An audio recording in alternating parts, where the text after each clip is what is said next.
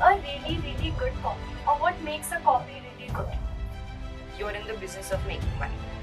So you have to make sure that you make money for your clients, only then you get paid, right? So the idea is whenever a copy is able to convert, that's a good copy. There is a generational difference. Correct. How do you tackle that problem for the brands? Attempt to reach out to Gen Zs are really diluting brands, and I don't think that helps anyone. That just, at the end of the day, it's lost legacy. How do you think advertisement plays the role, to connect emotionally with people? There is a whole different audience that could be connected to you emotionally, and there could be a different audience that could be fun.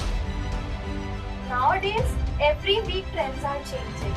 It is very difficult to hold grasp on the customer. While there is competition and loyalty is difficult to gain, if you gain it, great. Even if you don't, there is great space for everyone to exist in the same market. How has your journey been, from working in a company to starting your own company? On most days, it feels like a lot of work. And on some days, I just feel like, should I go back to a job?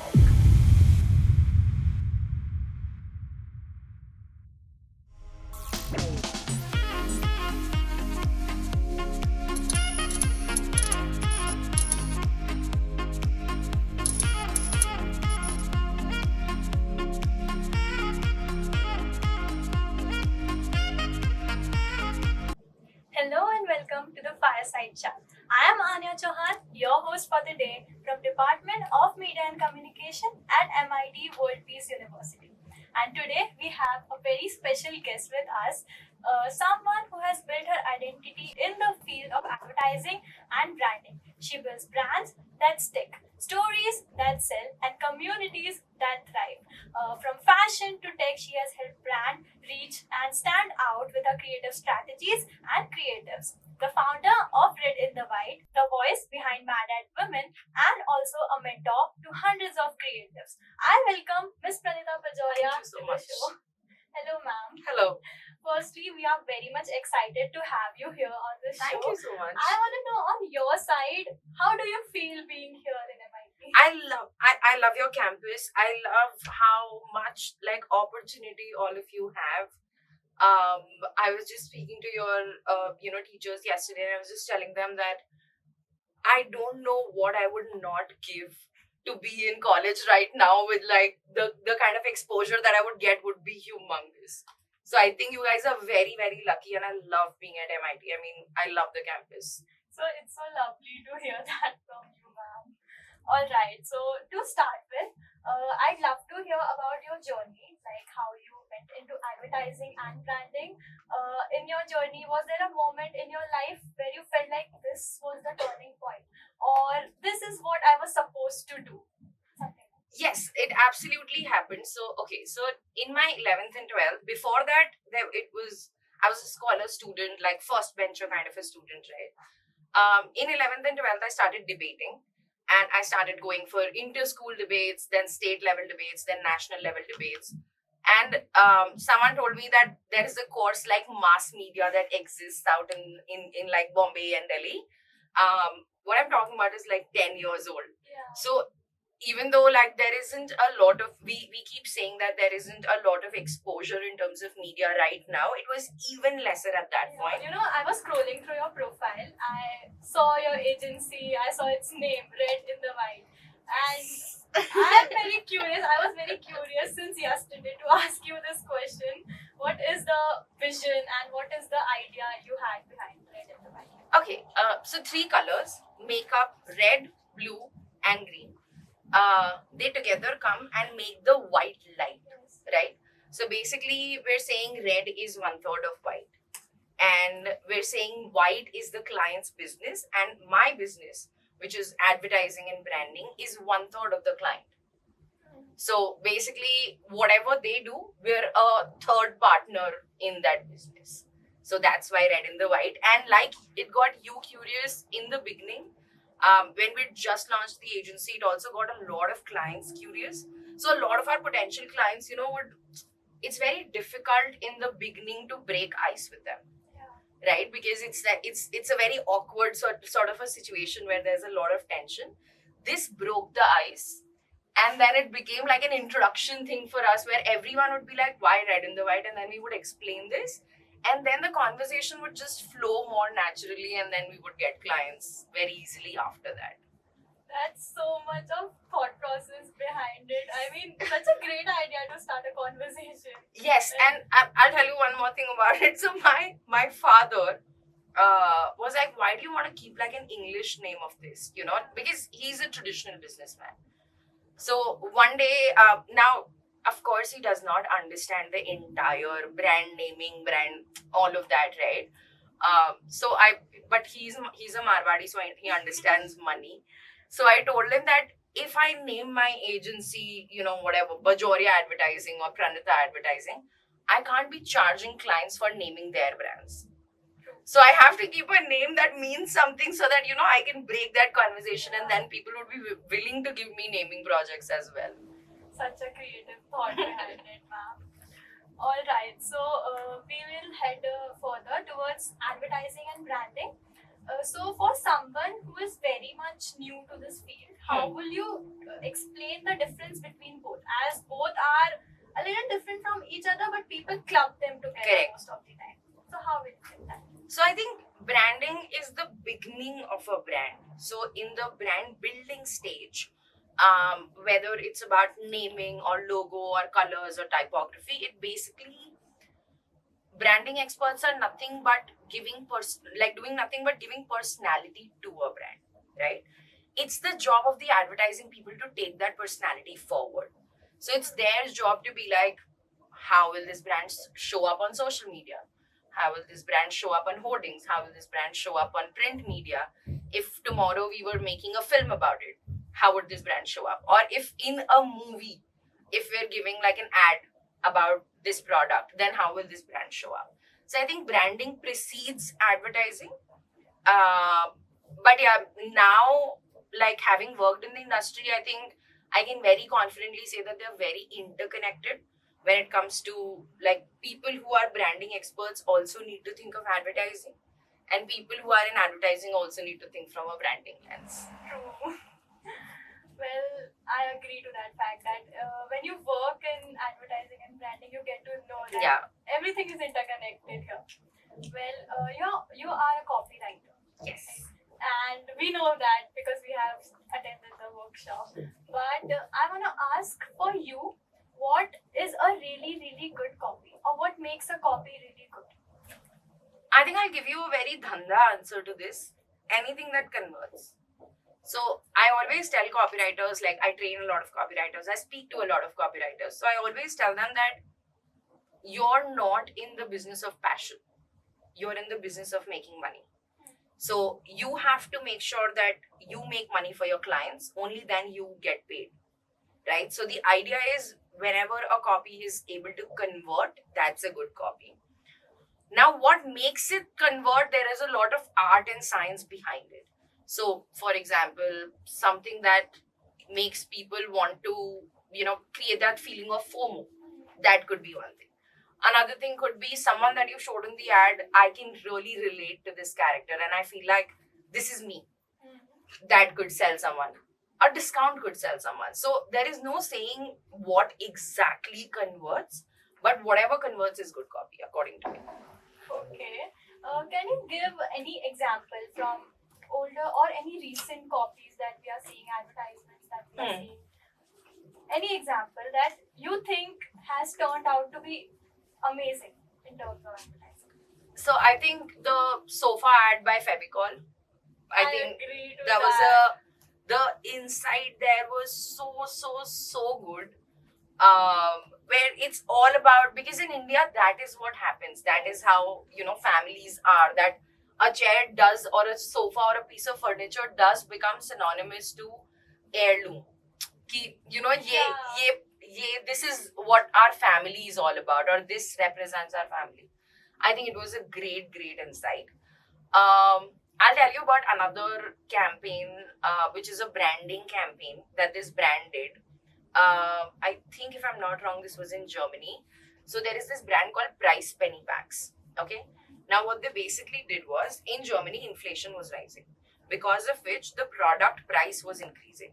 So today you could go and milk could be 20 rupees, and tomorrow you would go and it would be 30 rupees. Or you would go in the morning and it's 20, and then you would go in the evening and it's 30.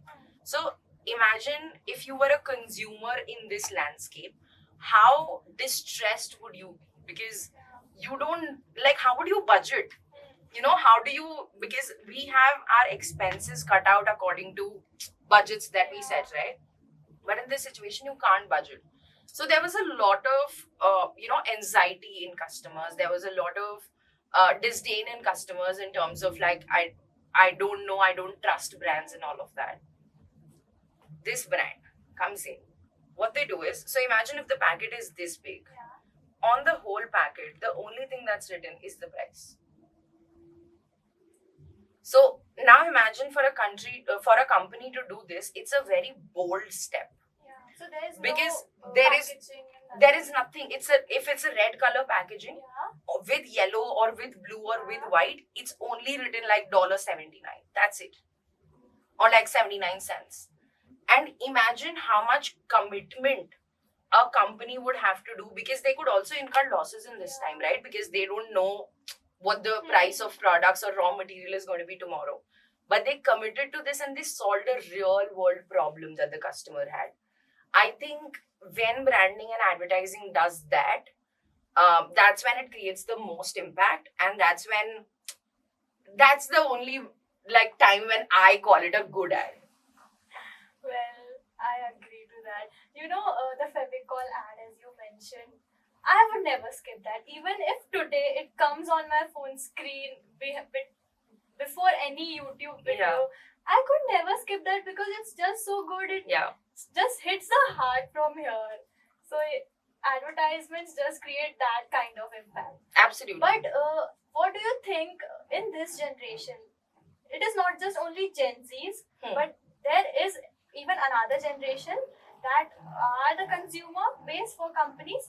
So there is a generational difference. Correct. How do you tackle that problem for the brands that, to expand their base audience?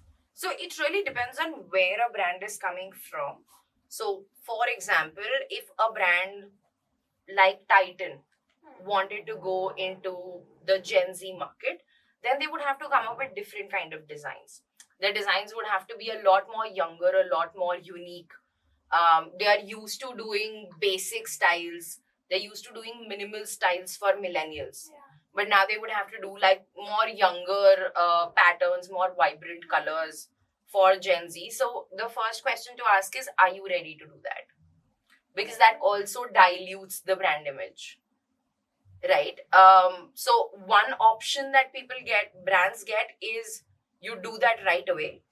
Or you say that I'm going to wait for this generation, like to Gen Z also. I'm going to send my same positioning, same messaging to Gen Z. And when they grow up, that's when they buy my product. So that's the choice that we make brands make. Because a lot of people in the attempt to reach out to Gen Zs are really diluting brands. And I don't think that helps anyone. That just, at the end of the day, it's lost legacy. Okay. So how do you think advertisement plays the role, to connect emotionally with people in this sense? I think it can do a great job there. So see, there is this whole, when you talk about emotions, right?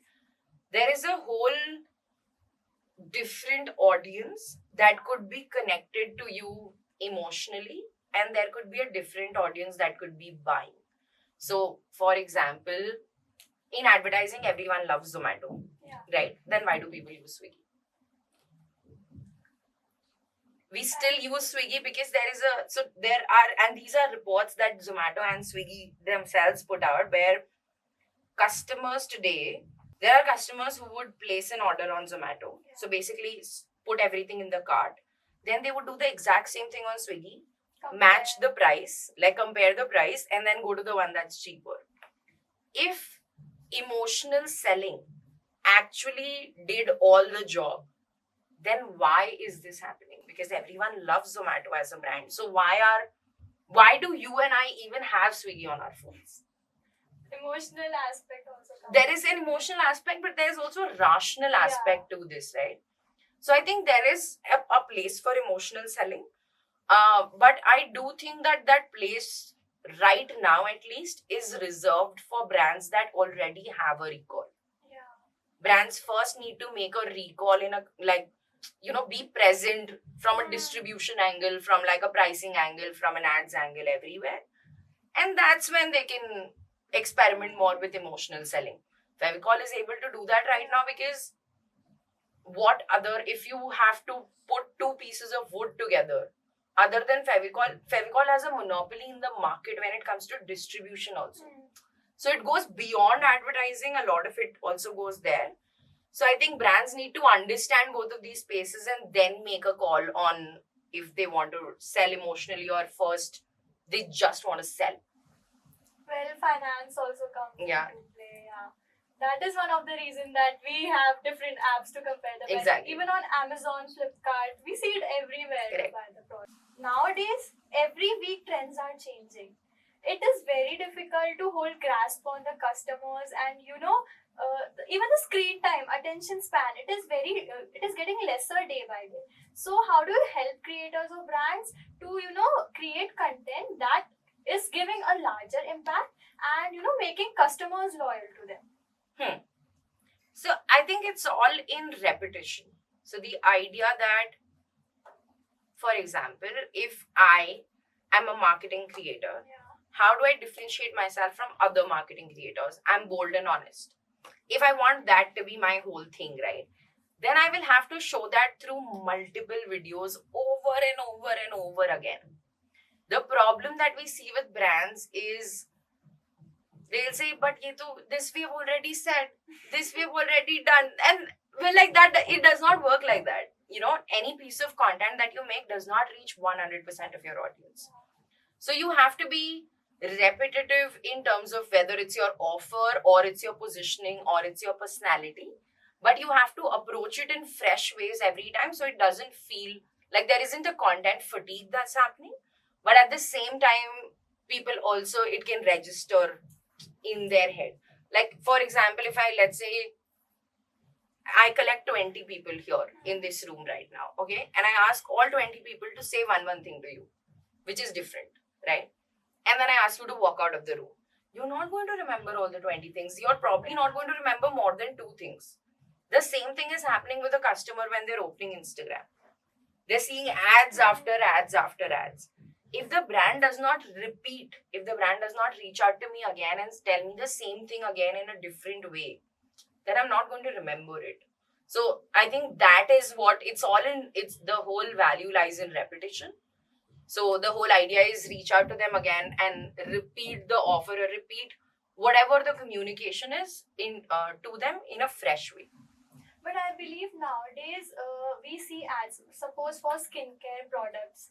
There's a whole new company coming up every different day, right? So one day I'm buying something and the next day I'm forgetting that company because I see something else. Correct. There. So how are companies making profits for themselves because of this? Customers are shifting. Customers are shifting. One company closes and other is starting. It's so difficult to keep up with their audience or consumers at that time. But see, it's all about delight, right? So when there's this thing that we keep discussing in branding and packaging called customer delight, okay? Which is the customer and you have a transactional relationship. They pay you money, you give them a product. Over and above that, what can you give them? So it's not about giving freebies. It's about giving them something to remember. So if you know the hair color brand Paradise, right? You open their box. You will get this big of a like a pamphlet sort of a thing which will keep opening. So it's this big and this big, okay? And it has beautiful illustrations and it has great copy and it constantly just talks about how people express themselves through color, or how people want to experiment through hair color, And if you think about it, Paradise is a category creating brand. This category of home color either existed in the older generation, which used Garnier and such brands, right? Which was just meant to color their hair from white to black. Anytime white hair was showing up, they were coloring it back to black, right? And anytime you and I wanted to get like red hair or like streaks or green hair or blue hair, which I'm sure you've seen all around in your college also, you would go to a salon. But now there is a brand which has entered the market saying, hey, I can give you a semi-permanent option also. You can do a no bleach option also. In that situation, imagine it's very difficult for a brand like that, right? But they're able to do that because they're focusing so much on customer delight. So it's not just about a transactional relationship between you and I. It's about saying, what more can I give you that will make you remember, or that will just make you remember my brand, or make you remember like there was a brand like that which I had once interacted with and I can't forget about it. So I think that customer delight, when a company or when a brand is not missing or is really focusing on, I don't think they will have that much of a difficulty building a brand. When you said skincare, right? Think about what DU did. They came into a cluttered market where like a minimalist, a Requel, a Dot and Key, all of them existed. DU came in and gave you very soft, like supple kind of a vibe, and like very soft pastel colors and very minimal, right? And then with their marketing, they have built a market for themselves. So when you say that, customers keep switching from one brand to the other, then I'm also saying that there is space for all of us to exist in the market today. If tomorrow a new skincare brand comes in, there is space for them to exist. Because if you think about skincare penetration in the country right now, we are so behind. I can't even go there. Like, we've just, if you think about till 5 years back, who knew what niacinamide is, or was what retinol is, or what the difference between a toner and a serum is? It was is? just Oriflame and Lakme. That's Yeah. all we know. Right? So in that situation, when we've just entered that, then we also have to think of all the people who this communication has just not reached to, who have still not started their skincare journey, or who are still using Oriflame and Lakme, and they need to switch to another brand. So while there is competition and loyalty is difficult to gain, if you gain it, great. Even if you don't, there is great space for everyone to exist in the same market. I'm loving this conversation, to be honest. Okay, so as a young, an enthusiastic student or a learner in this journey, I agree that, as we move on in life, we learn from our own journey sometimes.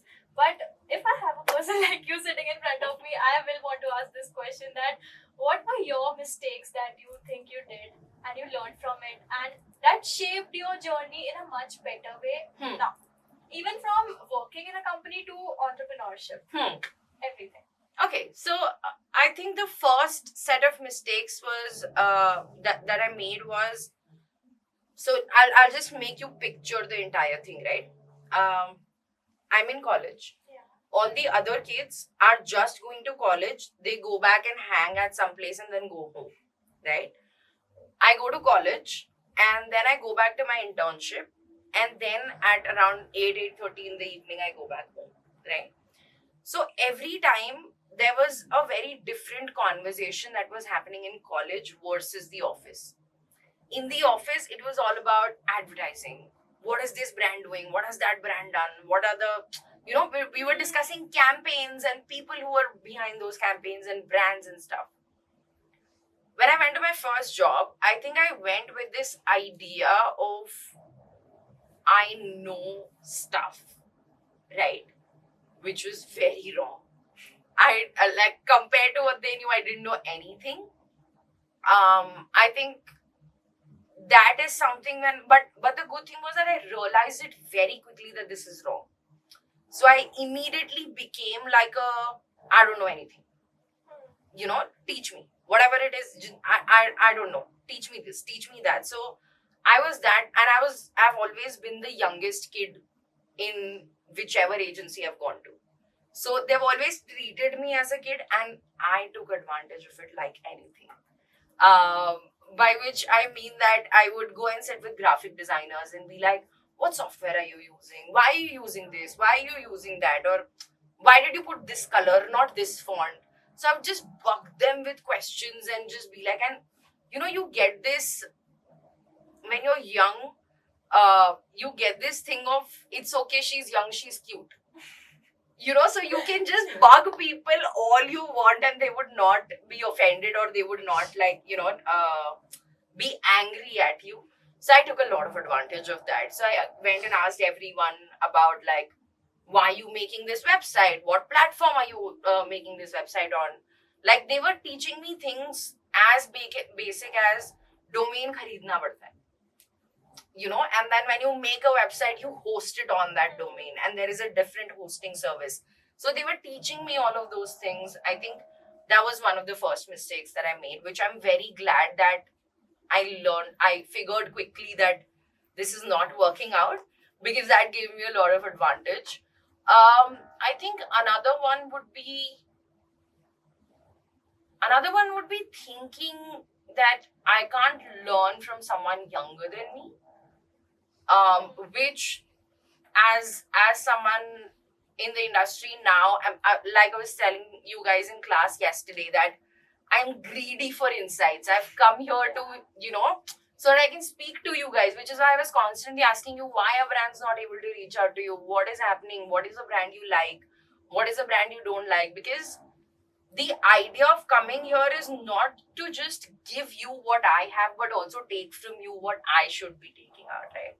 So I think those are a few mistakes which could have costed me a lot in the longer run. Which if kids today make, I just want them to know that it can cost them a lot, and if they don't make that, they can really take advantage of that. How has your journey been, from working in a company to starting your own company? How does it feel? How did you take that step? On most days, it feels like a lot of work. And on some days, I just feel like, should I go back to a job? Because, so running your own company seems like a great thing when you're on the outside. But when you actually go into the semantics of it, there is a lot of shit that you don't want to do. There's so much stuff that I just don't want to do that. Like, okay, think of it from this perspective. I raised an invoice to a client. Now I have to follow up. I don't want to follow up. Or like, I don't want to talk to my employees about how many leaves they have taken. This is stuff that I don't want to do as a creative person, but I still have to do because I'm an entrepreneur. When I was working, I could spend my money like this, because it's my money. I have to just take care of myself. As an entrepreneur, I constantly have to take care of the fact that it's my responsibility to put food on the table of these people who work with me. So I constantly have to be responsible about that. I think because I got into entrepreneurship young, I grew up a lot faster. And because I also come from a business family, this is something that I've seen, happening all around. Like, my father always spoke about how it was okay if we had to sacrifice something, but he could not. Like, for example, Diwali gifts to his employees, right? And if we're telling him that this time we want clothes from this brand and that brand, and this is when we were really young. So at that point, he was like, you know what? After having set aside a budget for Diwali gifts for my employees, this is what is left for you guys. And as kids, you would not understand that. As kids, you would just be like, why can't you first put aside budget for us? and then give the leftover to them. But there was always this value of they come first. Like when it's about money that's coming from the company, they come first, which I think I have in me now, which really helps you just be grounded and also be understanding about things and not put yourself into situations where you can't be responsible. So I see a lot of people starting their own businesses at 18, 19, right? I always tell them, start an agency when you have 6 months of salaries in your account. As soon as you have that in your savings account, start an agency, no problem. Because in the system, we don't want another agency which is not able to pay its people. And that's just not something that we can deal with as an industry, and that's happening a lot. Well, that's some great insights for young entrepreneurs out there. This is such a great conversation. Let's move on to your mentorship journey. What influenced you to create Mad Woman, and how has building that community helped you? So Mad Woman did not start as a mentorship thing at all. Okay. So I was working in a very big agency. My ideas weren't going forward because of hierarchy. And I was just getting tired of, this was just my second year of job. So I was just getting tired of, being said ki, हाँ ये idea अच्छा है, बाद में देखेंगे. And I would just be like, there are so many such ideas that we have tabled and we're not doing anything about. So I created Mad Woman just so that I would have an outlet for those ideas, where I could just put all of those ideas in the world and my ideas could see the light of the day, right? That was the only thing that page was supposed to do. There was no other objective. When I started doing that I did that for a while, the content started reaching out to more people. Younger people started reaching out to me saying, can you teach what you do? And in the beginning, I kept saying no.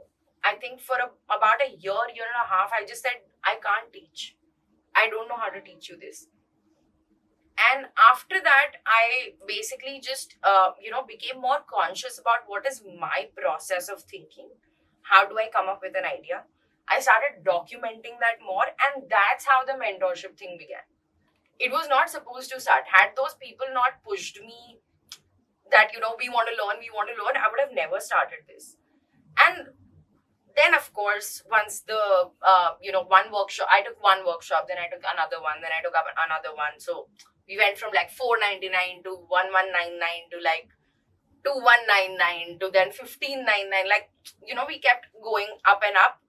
And now we do batches, and now it's a full-fledged business of its own. I think making a business part comes from my dad. Because turn everything into a business. But this is something that I'm really passionate about. I find joy in the classes that I take. Most of my classes are like online, and they're from 9 to 11 p.m. So, which means that this is after like 10, 11 hours of a working day. But anytime, the moment the camera switches on and the moment I'm in front of these kids, I'm just a different person altogether. Like I forget about the 11-hour day I've had. I just enjoy that a lot. And I'm just figuring now how to like juggle my time between different businesses. But this is something that I want to be doing for a long time. But it is very evident from you that you enjoy teaching, because as a student, we understand that the teacher is actually interested in teaching us. So it's wonderful to, learn from you so much. Thank you so much. You have a community of 80,000 people right now. You have trained many copywriters and strategists. Have you ever thought or told people that any particular mindset shift, like for people in our generation, should make early in their life? If everyone in a team has, it just makes work so much better, is if people stop saying this is my job and this is not my job.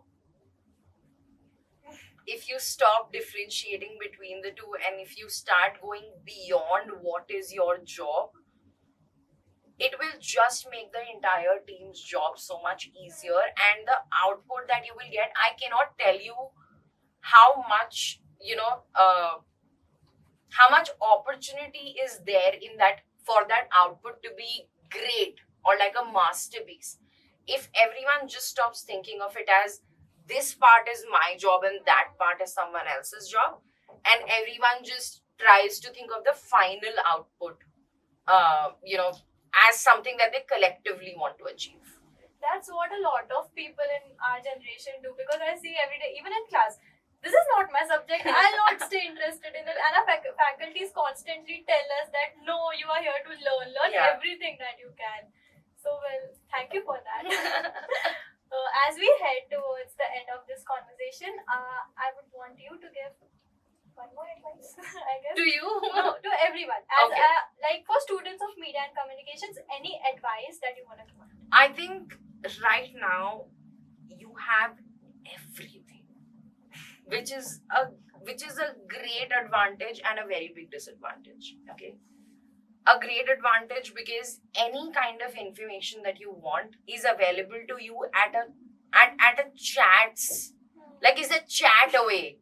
You literally have to just type the words and the entire everything in the world that's been studied on it comes to you. Okay, think of it from this perspective. Earlier, if someone had to study about this plant, right, they would literally have to do biology and botany and then do a PhD probably in different kind of plants and study so much else to just know about this one plant. Right now, sitting here, can you not pull up research papers that are created about just this particular plant, right? So it's a great advantage to have. The disadvantage to that is that it creates a lot of clutter in your mind. So it can happen that you're constantly asking yourself, what do I do with this? What am I supposed to learn, right? So the only thing that I can tell is whatever you hear about, whatever comes in your radar, learn about it as much as possible. Try it out. You have absolutely nothing to lose. You're not in a position where you can't afford subscriptions. You're not in a position where you create ads for your college, create ads for brands that you use. There is so much that you also have the gift of youth. So you have so much more energy than like someone like me would have. So just use that and channel that into doing anything and everything related to your field. Whatever you hear about, just try doing that. There is for example, you looked up the Fevicol Sofa campaign, right? If we had to keep emotion the same, right, or the inside the same, think about what other brand can that campaign be created for. In our Indian society, furniture is not the only thing that's passed through generations. In my time, it was also clothes. My clothes went to my younger brother, my younger brother's clothes, and there was also that forwarding that would happen. What if we created an ad about that? What if we created an ad for an NGO about that? And right now, anything that you want to generate is not difficult. It's just one prompt away. Just generate it, create an ad, give it a voiceover, put it in your portfolio. You have no idea how much that would differentiate you from all the other people who are applying, who have actual work experience. Like, I have literally seen people in my batches getting jobs just from the portfolios that they've created in the batches. None of that is real work. I've given them a brief, they've created an ad, they've put it in their portfolio. And they've gotten jobs out of that. Like straight up jobs right out of college. So imagine how much of an advantage that gives you. I think that's you guys really have the power to change things. But if you want things to go your way, then you really need to work hard and just go towards things and go do things. Well, I guess the only thing that lacks is some students like us lose motivation or just don't have that courage to step Yeah. out and do something. Well, there is where we need mentors like you who can push us I'm to here. our limits. Well, thank you so much for Thank you so joining much for us having me. here, and it's a great pleasure for us to be with you here today. Thank you so much. So I guess that is it for the conversation today. To our listeners, thank you so much for tuning in. Stay curious, stay inspired, and keep that fire alive inside you. And don't forget to like, share, and subscribe, and hit the bell icon for more such updates. Until next time, I'm Anya Chauhan signing off.